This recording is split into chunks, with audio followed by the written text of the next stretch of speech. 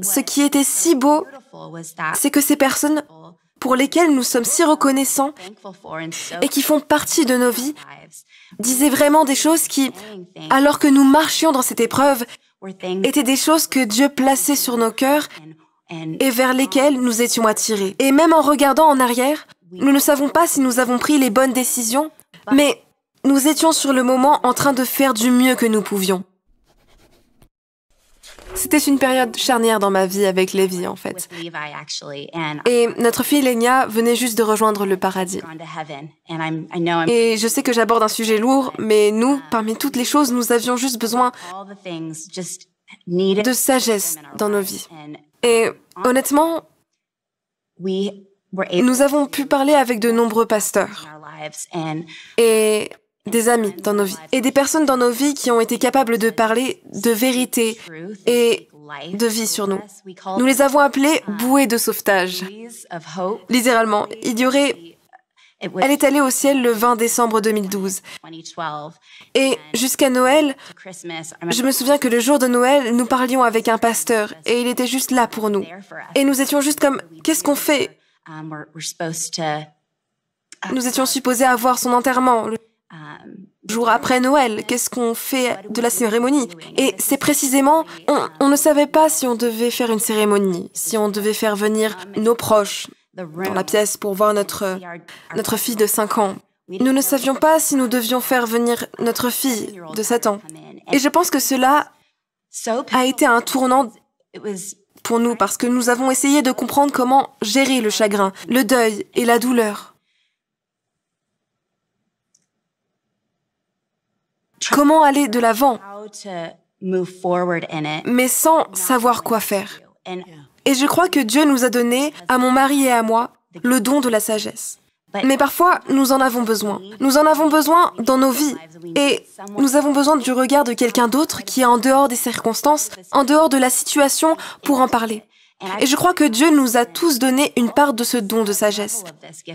Mais certains d'entre nous peuvent entrer dans un moment difficile comme celui-là et être capables de dire « Cela pourrait marcher pour vous. Cela pourrait être une réponse pour vous. Cela pourrait être quelque chose qui pourrait vous aider à marcher au milieu de votre douleur et au milieu de votre chagrin. » Et ce qui était si beau, c'est que ces personnes pour lesquelles nous sommes si reconnaissants et qui font partie de nos vies disaient vraiment des choses qui, alors que nous marchions dans cette épreuve, étaient des choses que Dieu plaçait sur nos cœurs et vers lesquelles nous étions attirés. Et même en regardant en arrière, nous ne savons pas si nous avons pris les bonnes décisions, mais nous étions sur le moment en train de faire du mieux que nous pouvions.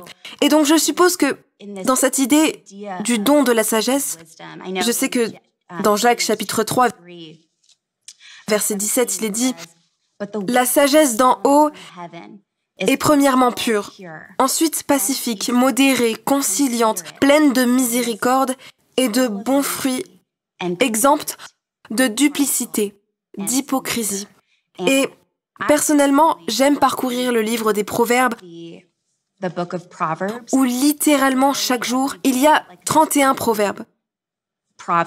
Donc, chaque jour, je lis un proverbe avant de passer à ce que je lis. Et ce que j'aime, c'est que Dieu nous la donne.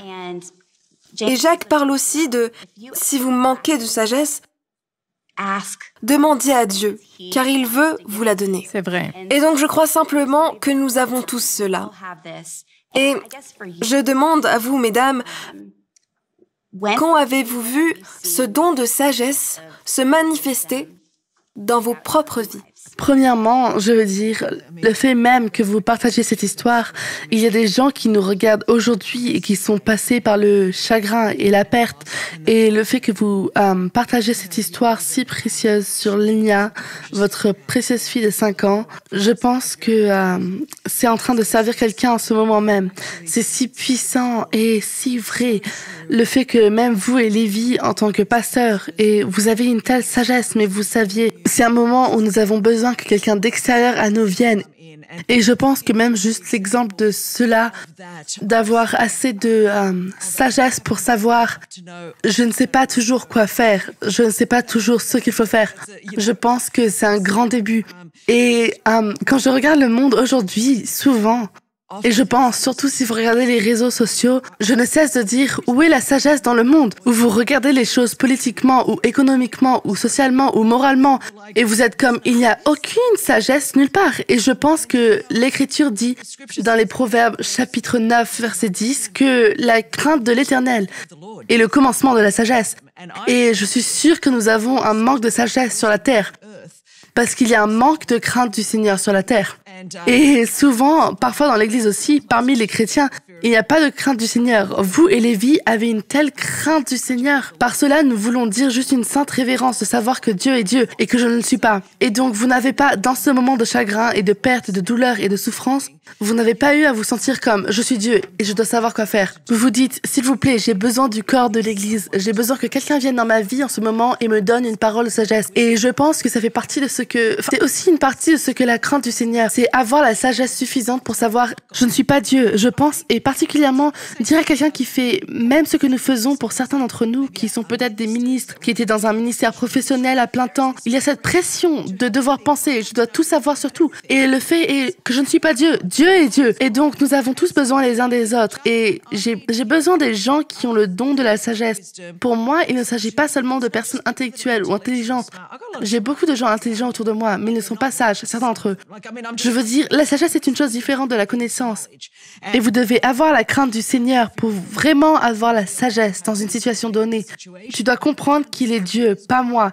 Et je pense que ce manque de sagesse que nous voyons sur la terre coûte des mariages, des relations dans les familles, des amitiés, des emplois et l'avenir.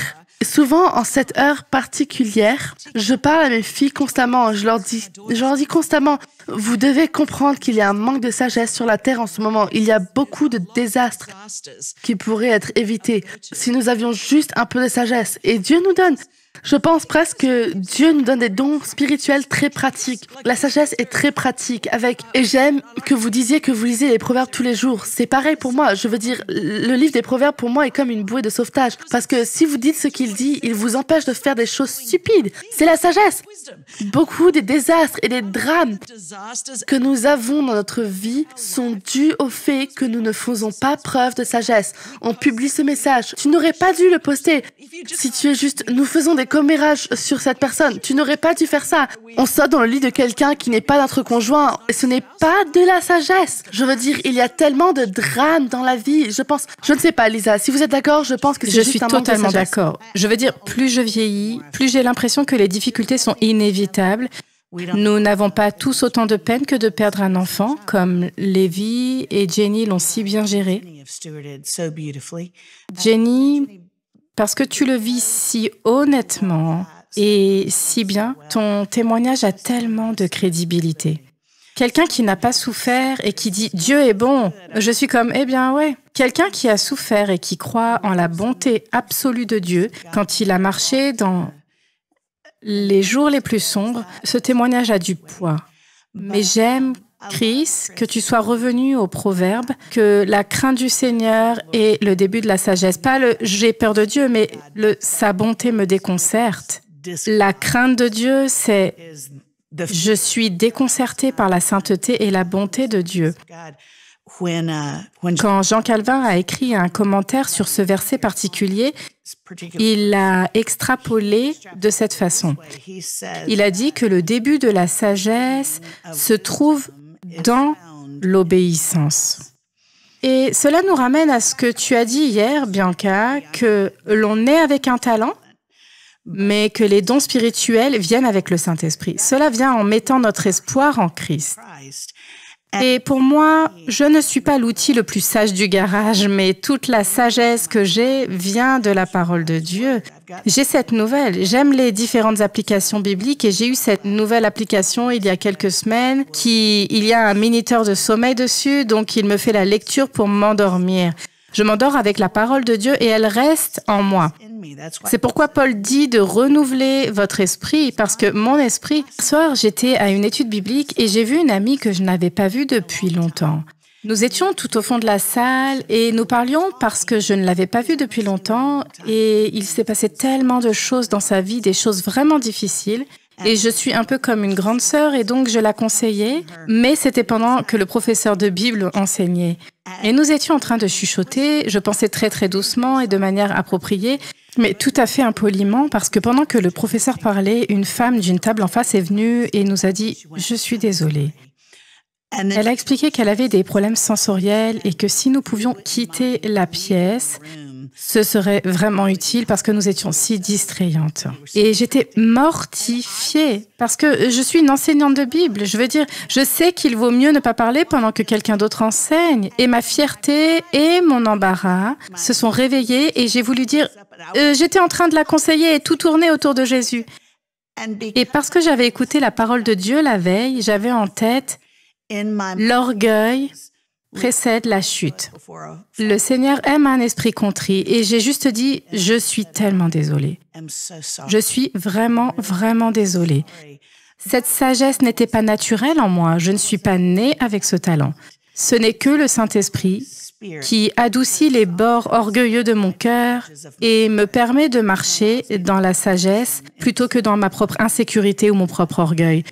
Tout revient vraiment à dire que c'est un don de Dieu dont nous avons besoin pour bien marcher et parfois pour mener une vie très difficile. Shalom, j'espère que vous avez aimé cette vidéo. Abonnez-vous pour ne pas rater nos programmes. Merci de faire partie de notre famille TBN. Que Dieu vous bénisse. Shalom de Jérusalem.